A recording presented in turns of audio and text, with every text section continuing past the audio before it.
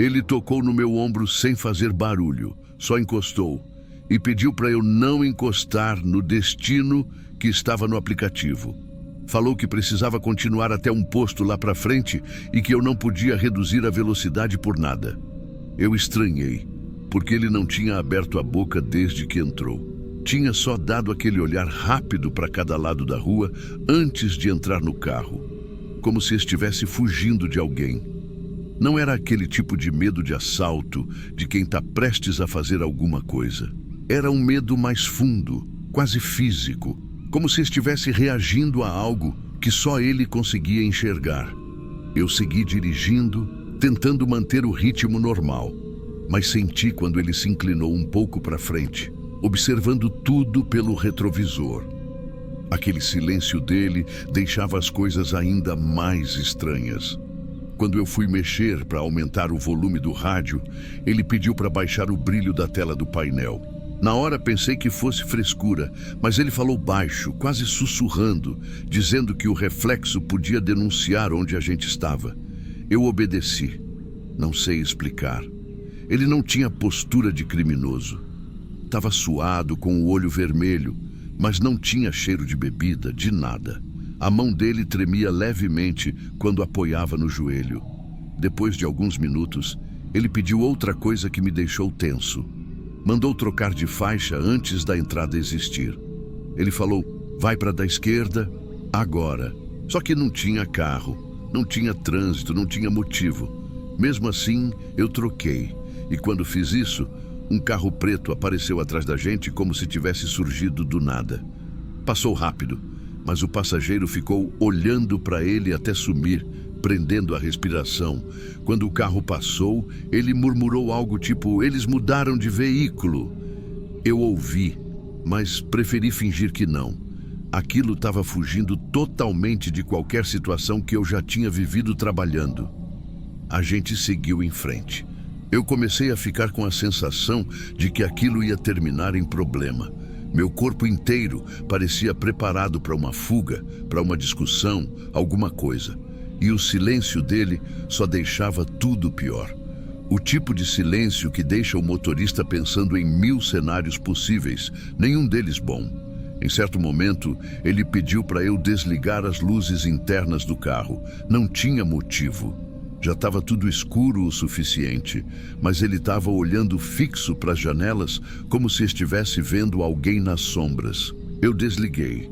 Ele agradeceu tão baixo que mal deu para ouvir. A impressão que eu tinha era de que ele estava tentando se esconder de alguma equipe de assalto. Só que, ao mesmo tempo, não parecia isso. Ele não queria me intimidar, não me pediu nada de valor, não perguntou nada sobre minha rota, nada. Era só medo, um medo desesperado, quase infantil.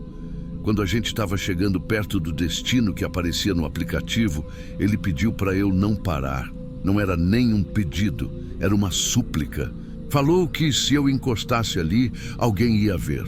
Que precisava seguir até um posto de combustível a uns poucos minutos dali.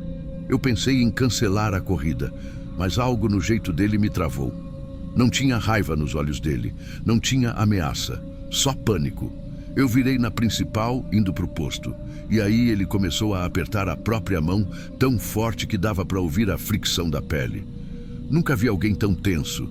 Ele olhava cada placa, cada carro que aparecia no retrovisor.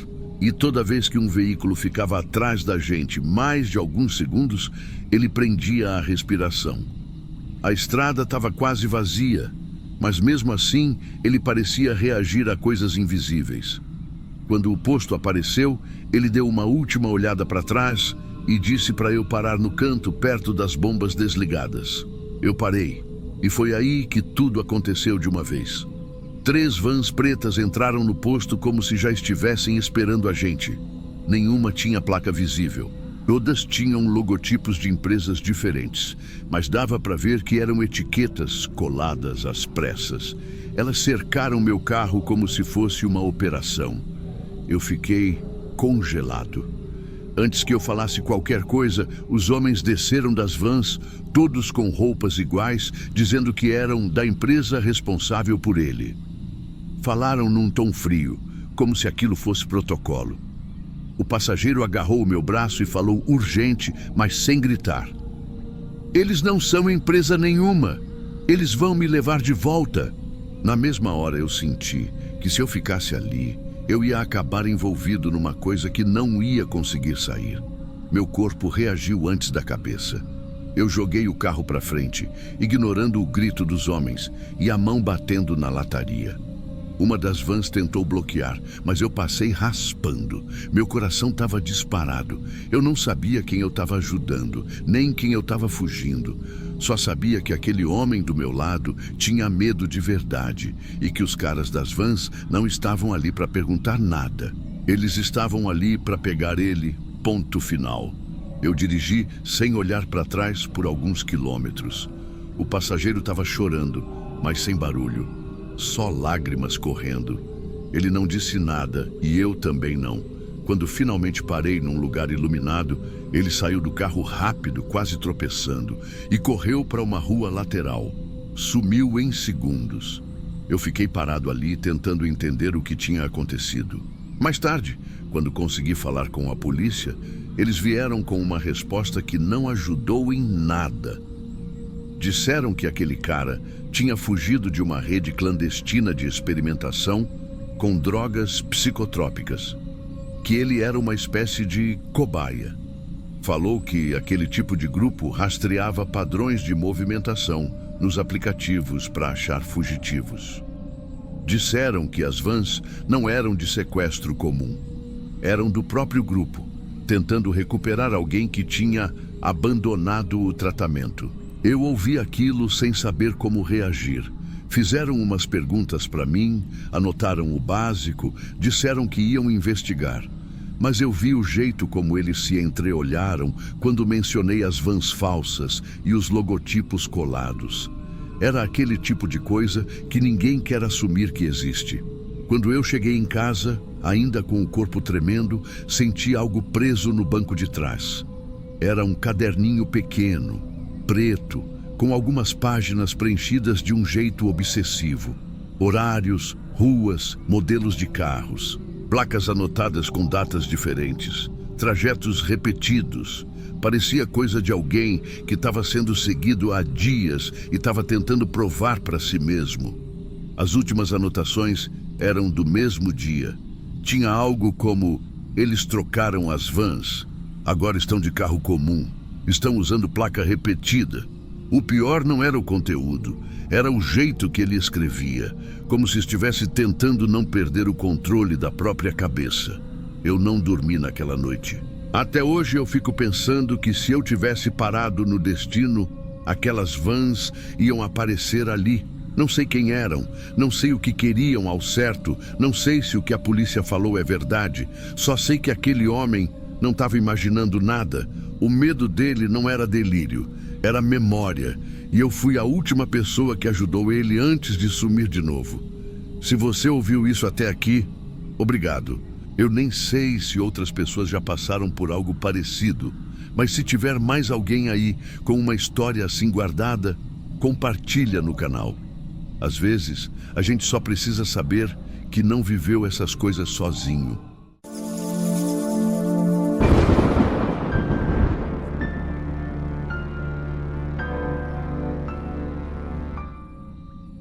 Quando entregadores comentam entre si sobre prédios estranhos, geralmente é exagero. Mas quando falei no rádio que eu tinha uma entrega no edifício cinza da rua Monte Belo, 3 colegas responderam ao mesmo tempo: evita parar no meio do caminho. Achei estranho. Só que, na sequência, o porteiro olhou meu aplicativo, confirmou o número do apartamento e perguntou: você sobe direto, né? Não abre se parar antes. Ninguém fala isso por acaso. Eu já estava cansado. Tinha passado o dia todo rodando, pensando na minha mãe, que dependia dos remédios e da rotina certinha. Fazia aquele turno extra justamente para conseguir manter tudo em ordem.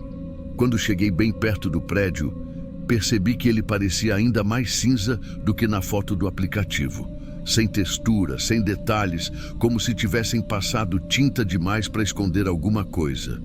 Não dava para ver quase nada pelas janelas, e o silêncio da rua deixava tudo meio abafado. O porteiro estava sentado com a cabeça tombada como alguém que luta contra o sono. Quando empurrei a porta de vidro, ele despertou na hora. 1404, né? Assenti. Sobe direto. Não abre se parar antes. Ele disse isso encarando o elevador. Não a mim. Parecia mais um aviso para ele mesmo do que para o entregador da noite. Entrei no elevador tentando ignorar o aviso. Apertei o botão do 14º andar. A luz acendeu normal. As portas se fecharam sem ruído e o elevador começou a subir. Tudo parecia comum até alcançar o 5º andar, quando as luzes piscaram rápido, como se o prédio tivesse puxado energia demais. A cabine deu uma leve balançada e, sem eu encostar em nada, o elevador parou no 7º. A porta abriu com um rangido seco. O corredor estava quase todo escuro, exceto uma única lâmpada acesa lá no fundo, tremendo como se tivesse corrente de vento. Mas não tinha janela aberta, não tinha passagem de ar, não tinha movimento. Eu permaneci parado. O corredor estava tão escuro que parecia mais longo do que deveria ser. Apertei o botão de fechar porta com o polegar suado. Ela demorou mais do que o normal, como se alguém estivesse segurando do outro lado. Só fechou depois de uns segundos que pareceram minutos. Suspirei e apertei o 14º de novo. O elevador subiu. Entre o 10º e o 11º andar, algo acendeu sem aviso. O botão do 7º acendeu sozinho. Não foi falha de painel. Eu vi a luz subir devagar, como se alguém tivesse encostado o dedo ali naquele exato instante. O elevador desceu sem que eu pudesse impedir. Quando abriu a porta de novo no 7º, a lâmpada do fim do corredor estava apagada. Agora era só escuridão. Aquela sensação de estar sendo observado me deixou gelado. Eu me abaixei um pouco e estiquei a mão para a porta fechar rápido, mas ela travou pela metade. Não tinha nada ali bloqueando, mas sentia resistência, como se algo invisível estivesse no caminho. Forçando com a mão, consegui fechar. E dessa vez, quando subiu, eu nem respirei. Quando finalmente alcancei o 14º andar, saí quase correndo da cabine. O corredor ali era normal, bem iluminado, com cheiro de produto de limpeza. Bati na porta do apartamento e esperei. A porta abriu devagar. Uma mulher pálida, de cabelos presos e olhos fundos, me encarou como se eu estivesse atrasado horas. É para mim? Assenti e entreguei o pedido. Ela segurou a sacola, mas não fechou a porta. Ele tentou te chamar também? Perguntou sem mudar o tom. Quem? Perguntei confuso. O menino do 7º. Ele nunca conseguiu descer. A frase entrou em mim como uma pedra jogada na água. Eu não tinha contado nada. Ninguém podia ter visto de lá, nem ouvido. Antes que eu pudesse falar qualquer coisa, ela fechou a porta com calma, como quem encerra um assunto que não deve continuar. Voltar às escadas parecia mais seguro do que entrar naquele elevador de novo. Meu corpo inteiro rejeitava a ideia de descer pela cabine. Abri a porta das escadas e senti aquele ar parado, de prédio antigo, com cheiro de poeira guardada. Desci até o 13º, depois até o 12º, e assim fui indo. Quando cheguei perto do patamar do 7º andar, ouvi passos atrás de mim. Passos leves, curtos, como de alguém descalço. O som ia ficando mais próximo. Parecia que quem estava ali sabia o ritmo exato da minha respiração. Virei rápido, com o coração batendo alto na garganta. Não tinha ninguém. Só a porta corta-fogo fechando devagar, fechando sozinha, sem ter sido aberta. Senti minhas pernas quererem falhar. Não desci correndo por puro medo de cair. Continuei firme, mas cada degrau parecia mais pesado do que o anterior. Quando cheguei no térreo, meu corpo tremia. O porteiro estava acordado agora, sentado reto, como se me esperasse. Deu tudo certo lá em cima. O elevador. Ele parou 2 vezes. No 7º, o porteiro franziu a testa. Aqui não tem 7º andar, patrão. Como assim? Ele puxou a lista dos andares marcada num quadro velho atrás da recepção. Tinha do térreo ao 13º. O 7º não estava ali. Aquele andar foi fechado faz uns 20 anos. Desaparecimento de um menino. Nunca encontraram. Desde então, ninguém mexe lá. Nem devia existir mais, para ser sincero. Eu senti a pele arrepiar em todas ao mesmo tempo. Eu estive lá dentro. Antes que eu pudesse perguntar mais alguma coisa, ouvi o som do elevador descendo. Eu nem tinha chamado. A porta abriu sozinha. E no visor, o número aceso era justamente o que não existe. 7º. Eu estava congelado, mas não queria mostrar medo. Dei um passo para trás. O porteiro ficou olhando, sem saber o que fazer. Dentro do corredor escuro, atrás da porta do elevador, uma silhueta pequena apareceu. Um menino. O contorno só dava para ver pela luz fraca da cabine. Ele inclinou um pouco a cabeça e disse com voz baixa, quase um sussurro: "Agora você sabe onde eu tô." A porta fechou sozinha. O elevador desceu com calma. Eu não esperei mais nada. Saí do prédio tropeçando no próprio pé. Quando alcancei a calçada, o porteiro gritou da porta: "Patrão!"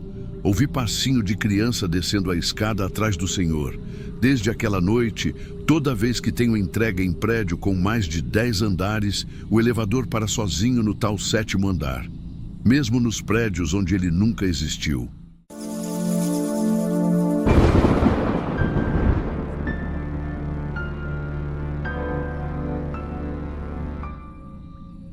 Eu sempre começo contando pela imagem que ficou presa na minha cabeça, porque foi naquele instante que percebi que tinha alguma coisa muito errada acontecendo ali.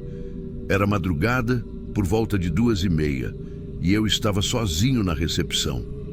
A chuva batia direto no toldo de entrada, fazendo aquele barulho abafado que sempre me deixava mais atento. Aí a porta automática abriu sozinha. Juro. Não tinha ninguém entrando, só a placa amarela do corredor balançando com o vento, e do lado dela o aviso que eu já estava cansado de ver: interditado para limpeza especial. De novo. Toda semana era um quarto diferente, nunca o mesmo, nunca repetiam, nunca explicavam. Eu era recepcionista noturno, mas fazia de tudo. Anotava placas, organizava suítes, desligava banheiras, chamava táxi para acompanhante, limpava um ou outro corredor quando o auxiliar faltava. Só não mexia nesse tal de limpeza especial. Isso era com o gerente ou com um funcionário específico que ele trazia de folga, sempre em horários estranhos. O motel era grande, temático, com suíte com piscina, suíte japonesa, suíte com luz negra, tudo aquilo que você já imagina. E numa rotatividade tão alta, sempre dava para inventar desculpa: manutenção, infiltração, dedetização. Mas não era nada disso. Era só aquele termo: limpeza especial. Eu anotava sem perguntar, até o dia em que encontrei o caderno. Eu estava arrumando o armário de achados e perdidos, que era quase sempre cheio de coisas absurdas. Sandálias, celulares, documentos, até um terno completo uma vez. Lá no fundo, atrás de uma caixa rasgada de camisinha, tinha um caderno velho, capa azul desbotada. Abri sem pensar muito. Era tipo um diário de acompanhantes que já tinham passado por lá, cada uma anotando o nome, o horário e alguma observação sobre o cliente. Só que, a partir de certa página, o conteúdo mudou. Não eram mais comentários comuns. Eram relatos curtos e repetidos, de anos diferentes, escritas por mulheres diferentes. Cliente apagou do nada. Senti uma tontura forte, mas saí antes. Homem desmaiou enquanto tirava a camisa. Isso só acontece nos quartos interditados. Fechei o caderno na hora. Meu corpo arrepiou por inteiro. Eu poderia ter fingido que não vi nada, mas não consegui. E aí veio o segundo susto. Era quase 4h quando uma acompanhante desceu correndo a escada lateral. Eu nunca tinha visto alguém sair daquele jeito. Ela estava ofegante, descabelada e, detalhe que eu só percebi depois, sem a roupa que tinha entrado. Ela só dizia: Eu saí sem roupa porque não podia ficar nem 5 minutos lá dentro. Eu não vou voltar lá. Eu não vou. Eu não vou. O gerente veio rápido, como se já estivesse esperando. Ele pegou no braço dela, baixou o tom da voz e deu umas notas dobradas na mão dela. Disse para ela ir embora. Ela foi. Nem olhou para trás. Eu perguntei se ela estava bem. Ele disse que tinha sido uma crise de pânico e que eu não precisava contar nada para ninguém. Aquilo ficou me corroendo e eu fiz a pior coisa que um funcionário de motel pode fazer. Deixei a curiosidade falar mais alto. Numa terça-feira, o quarto interditado da semana era a suíte número 24. Uma das mais simples, o que já tinha me deixado desconfiado. Se fosse manutenção ou dedetização, eles sempre fechavam as suítes baratas primeiro. Mas naquela semana, fecharam a do meio. Esperei o gerente ir embora e, quando o segurança foi ao banheiro dos fundos, aproveitei. Abri a porta com a chave mestra. O cheiro veio antes da luz. Um perfume doce demais, quase enjoado, misturado com um odor de plástico queimado, tipo quando um fio elétrico derrete. Nada fazia sentido naquele ambiente. A cama estava arrumada, as toalhas dobradas, tudo impecável demais. Fui andando devagar, testando o chão, como se o quarto fosse diferente de qualquer outro. E era. Quando cheguei perto da cortina que ficava ao lado da cama, senti um vento gelado no tornozelo. Não tinha janela ali. Levantei a cortina com a ponta dos dedos e vi um rasgo perfeitamente circular na parede, do tamanho de uma xícara. Limpo, simétrico, como se algo tivesse sido instalado ali e retirado naquela mesma noite. Não era formato de câmera, não era microfone, não era nada que eu reconhecesse. Eu só pensei, alguém mexe aqui dentro quando o motel está fechado. Tem alguém usando esse quarto. Naquela madrugada, cheguei em casa com a sensação de que o cheiro tinha grudado na minha roupa. Tomei banho 2 vezes, não adiantou. E aí, no dia seguinte, o gerente me chamou no escritório. Disse que eu andava curioso demais e que isso não combinava com funcionário noturno. A frase dele foi exatamente essa: tem coisa que você não quer saber e tem coisa que, se você souber, não pode contar. Foi só depois, bem depois, conversando com um funcionário mais antigo, daqueles que já desistiram de ter medo, que eu descobri a verdade. Ele me chamou num canto e falou baixo, olhando para o corredor como se alguém pudesse ouvir. Disse que, por meses, talvez anos, um ex-funcionário do setor de manutenção estava usando alguns quartos do motel para testar um composto químico contrabandeado. Um troço que ele dizia ser um anestésico experimental, altamente volátil, que apagava qualquer pessoa em poucos minutos. Segundo esse funcionário, o cara colocava microcápsulas escondidas perto da cama, ativadas pelo calor do corpo ou pela luz. Ele queria saber quanto tempo demorava para fazer efeito em ambientes diferentes. Os quartos eram interditados em rodízio para ninguém desconfiar. Alguns casais só sentiam tontura e achavam que era vinho. Outros realmente desmaiavam. Uma acompanhante teve convulsão e foi levada como overdose. O gerente abafou tudo. Eu ouvi aquilo e fiquei gelado. Perguntei se eu tinha inalado alguma coisa quando entrei no quarto número 24. Ele respondeu sem pensar. Se estava fraco, você só deve sentir uns enjoos. Se estava forte, bom, já era para você ter apagado. Aquilo me destruiu por dentro. Passei semanas acordando de madrugada, achando que ia cair duro. Fui ao médico 2 vezes, inventei sintomas, fiz exame de tudo. Não encontraram nada. Eu ainda trabalhava no motel quando comecei a notar um padrão. Toda vez que o aviso de limpeza especial aparecia também um outro funcionário que ninguém conhecia. Ele entrava por uma porta lateral, sempre de máscara, sempre de luvas. Não cumprimentava ninguém. Só andava direto para o quarto interditado. Ficava uns 20 minutos e saía sem olhar para o lado. Ninguém nunca anotava o nome dele na folha de presença. Eu tentei denunciar. De verdade. Entrei na sala do gerente e disse que aquilo era perigoso, que ia dar problema, que alguém ainda ia morrer lá dentro. Ele fechou a porta, olhou bem nos meus olhos e disse: "Se você continuar com isso, eu te demito na hora e digo para a polícia que você invadiu o quarto 24. Eu saí na mesma semana. Hoje, quando passo na frente daquele motel, me dá um frio na espinha. A placa mudou, pintaram a fachada, trocaram o letreiro. Mas se você olhar com atenção, ainda vai ver um bloco de quartos sempre escuro, sempre isolado, sempre com uma desculpa diferente. E eu fico pensando, quantas pessoas já entraram ali achando que iam viver uma noite normal e saíram sem nem saber que por alguns minutos tinham chegado perigosamente perto de apagar para sempre. Porque eu estive lá dentro, eu senti o cheiro. E até hoje não sei se aquilo saiu completamente do meu corpo.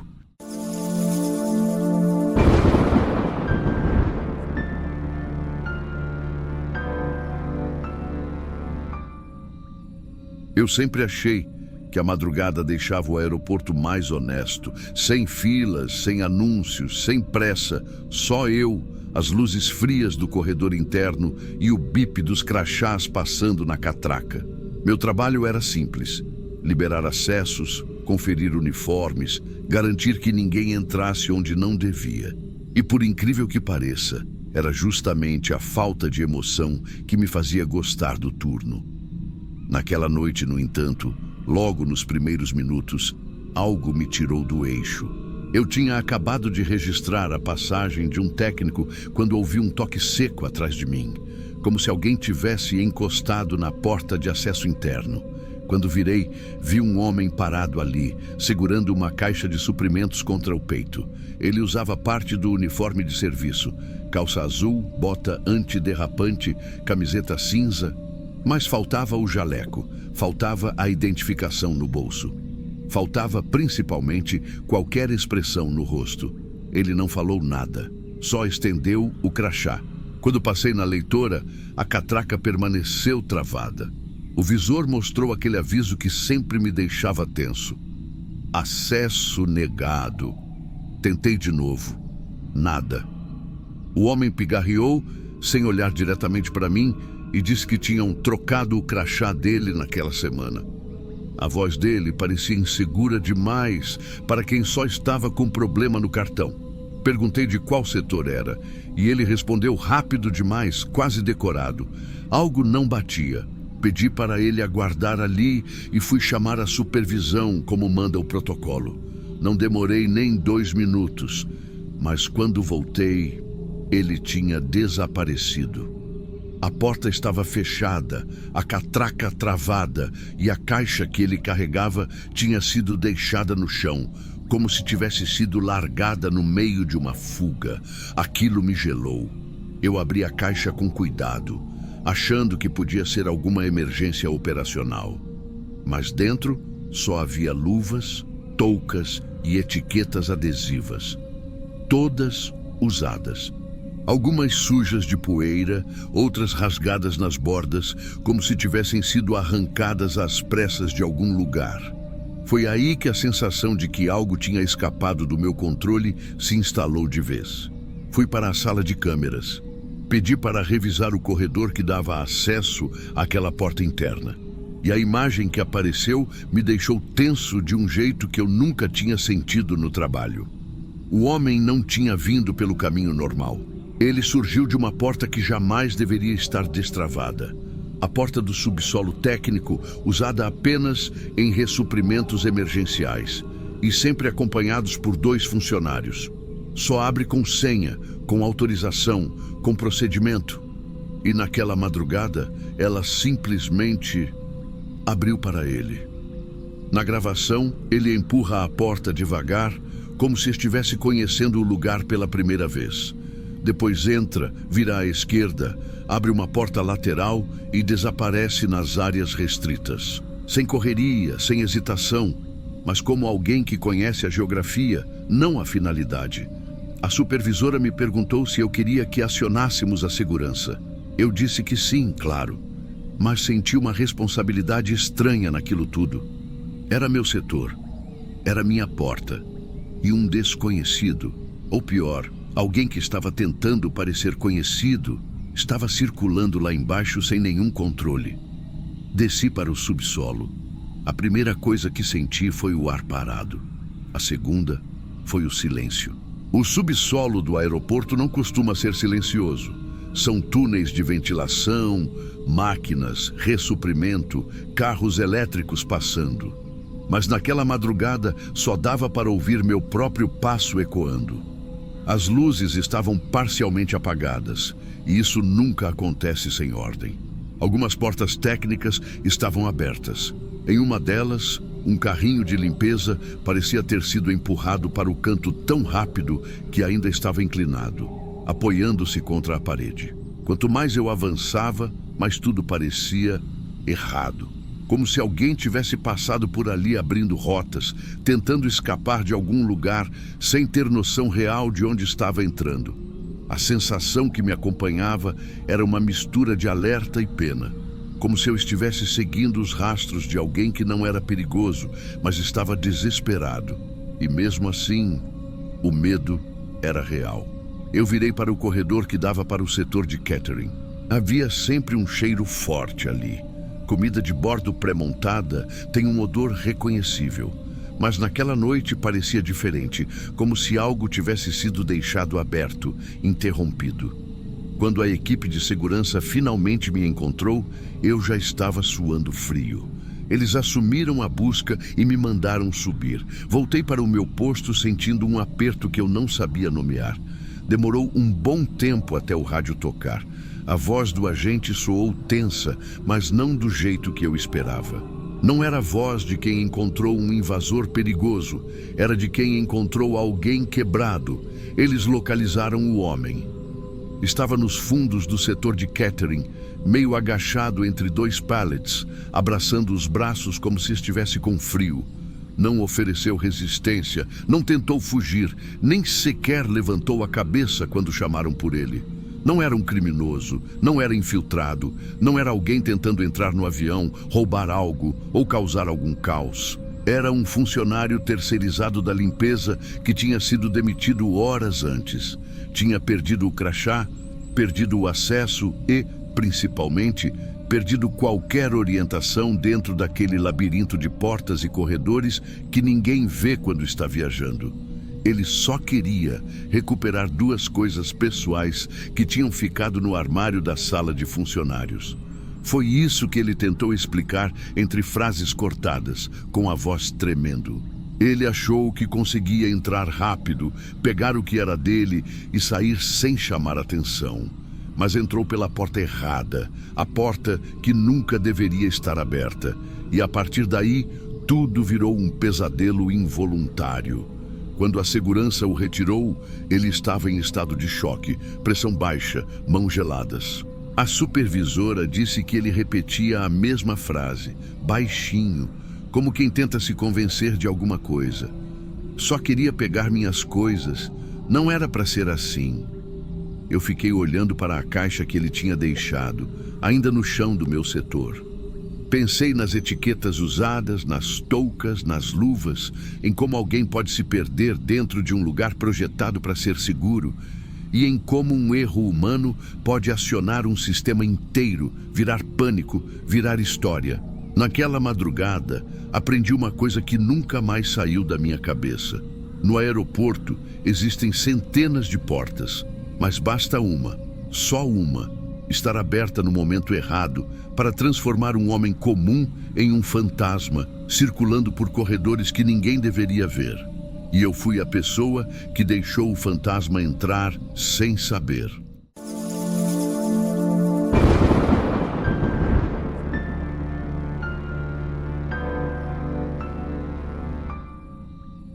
Eu nunca liguei muito para as crendices da minha família, mas aquele mês eu aceitei passar uns dias na fazenda do meu tio para ajudar numa obra pequena.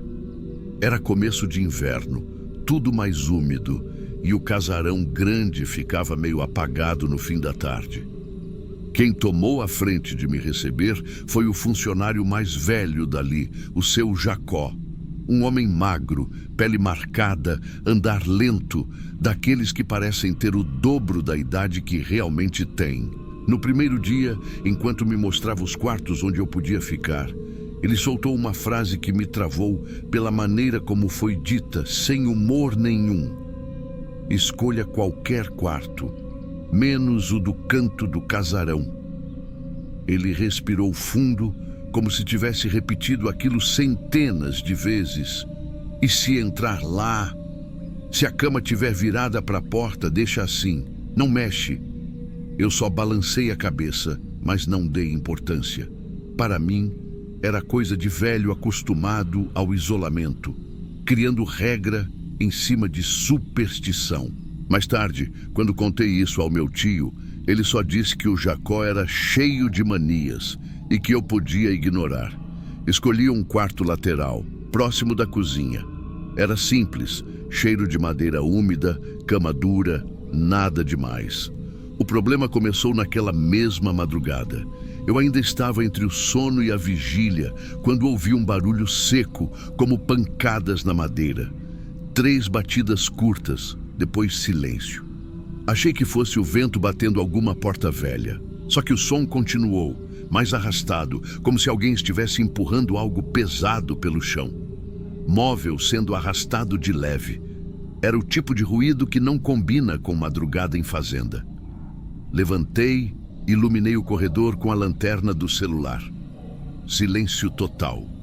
Fui até a janela e não vi nada lá fora. Só o pátio grande, apagado. Dormi mal o restante da noite. De manhã, no caminho para tomar café, percebi a porta do quarto do canto meio aberta. Aquilo chamou minha atenção pelo simples fato de que a tranca daquela porta vivia caída no chão. O próprio Jacó tinha comentado isso quando me mostrou o casarão. Ou seja, ninguém abria aquela porta sem esforço. Ainda assim, ela estava entreaberta, mostrando só um retângulo escuro lá dentro. Eu não entrei. Apenas empurrei devagar com o pé, mas desisti no meio do caminho. Dei de ombros e voltei para o trabalho. O segundo dia foi cansativo. Carregar madeira, ajudar pedreiros, medir terreno. À noite, quando todo mundo se recolheu, eu fiquei pensando na besteira da porta aberta. Talvez corrente de ar. Talvez o Jacó tivesse mexido ali. Só que ao mesmo tempo me deu curiosidade. Decidi entrar no tal quarto proibido. A porta rangeu como se fosse reclamar de mim. O quarto era maior do que eu imaginava, cheiro de poeira guardada por décadas. A janela estava escorada com madeira velha e ainda assim deixava passar um filete de vento frio. A cama era o único móvel inteiro ali dentro. E estava virada para a porta, como o Jacó tinha dito. Eu senti uma pontada estranha na barriga, como se estivesse fazendo algo errado. Mas achei ridículo me intimidar com isso. Virei a cama com força, deslizando o estrado até encarar a janela. Poeira subiu e me fez tossir. Coloquei um lençol limpo que tinha trazido. Pronto. Estava arrumado. Me senti meio bobo, como quem confronta um medo infantil. Dormir naquela noite foi pior. Os barulhos começaram mais cedo. Primeiro o mesmo arrastar de madeira, mas agora mais contínuo, como se fosse de dentro do casarão. Depois um som mais baixo, como unhas raspando no chão, ou alguma estrutura velha cedendo devagar. Eu tentei ignorar. Virei de lado. Tentei me convencer de que casas antigas fazem barulho mesmo. Mas às 3 da madrugada, eu acordei com a porta do meu quarto aberta. Eu tinha trancado. Era certeza. A chave ainda estava pendurada na fechadura, virada para o lado da tranca. O corredor estava escuro, sem vento. Nada explicava aquilo. Uma parte de mim queria fechar a porta e fingir que nada aconteceu. A outra parte queria uma resposta. Peguei o celular e caminhei até o quarto do canto. A porta estava escancarada. Meu coração acelerou de um jeito que eu não gosto de lembrar. Entrei e a primeira coisa que notei foi o lençol amarrotado no chão. A cama estava de volta para a posição anterior, de frente para a porta. Exatamente como antes de eu mexer. Exatamente como o seu Jacó havia pedido para deixar. Não era só isso.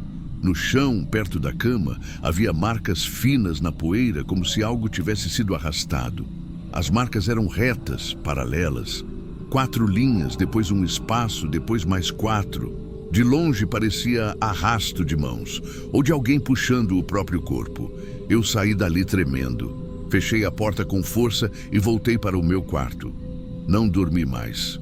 Na manhã seguinte, meu tio bateu na porta me chamando. Disse que o Jacó tinha passado mal e estava desacordado. Encontraram ele sentado perto da varanda, pálido, respiração fraca. Chamaram o médico da cidade, mas ele disse que era fraqueza extrema pela idade avançada. Quando fui vê-lo, o velho abriu os olhos por poucos segundos. Não olhou para mim, olhou para o teto como quem tenta enxergar alguém atrás da luz. E disse quase sussurrando: "A cama é para lembrar quem mora ali de que a porta está vigiada. Se virar para a janela, sai." Eu senti um arrepio que parecia gelar a espinha. Perguntei o que sai, mas ele não respondeu. Só fechou os olhos e não abriu mais. Meu tio ficou abatido com a morte dele. Enquanto arrumávamos as coisas do Jacó, perguntei sobre o quarto do canto, meio sem jeito de tocar no assunto. Ele fechou o rosto, disse que aquilo era história antiga da fazenda, que preferia esquecer, mas eu insisti. E ele explicou do jeito mais direto. Décadas atrás, um homem tinha sido encontrado morto naquele quarto. Se enforcou numa viga próxima da janela. Só o descobriram dias depois. O corpo já estava caído no chão, deslocado do ponto original, porque cães do mato entravam pela janela quebrada e arrastaram ele de lado. Desde então, moradores diziam que quando a cama ficava apontada para a janela, alguma coisa entrava. Algo que não tinha nome, nem forma clara. Só o medo de ouvir passos onde não devia ter ninguém. Meu tio falou isso como se fosse uma lembrança que ele queria enterrar de novo. E finalizou me dizendo que o Jacó era o único que ainda acreditava que deixar a cama virada para a porta prendia o que restou daquela noite. Eu não respondi. Só pensei nas marcas no chão, no barulho arrastado, na cama pesada, movida sem esforço. E na porta do meu quarto aberta, mesmo trancada. No último dia, antes de ir embora, passei pelo corredor sabendo que não deveria olhar, mas olhei. A porta do quarto do canto estava fechada. A cama provavelmente continuava do jeito certo, como o velho dizia. Quando entrei no carro para pegar a estrada, respirei fundo e tentei esquecer tudo. Mas a verdade é que eu não esqueci. Ainda hoje, quando acordo no meio da noite e vejo minha porta entreaberta, meu corpo reage antes da cabeça. Sinto a mesma sensação daquele casarão antigo. Como se alguém quisesse me lembrar que tem porta que não é para virar de costas. Nunca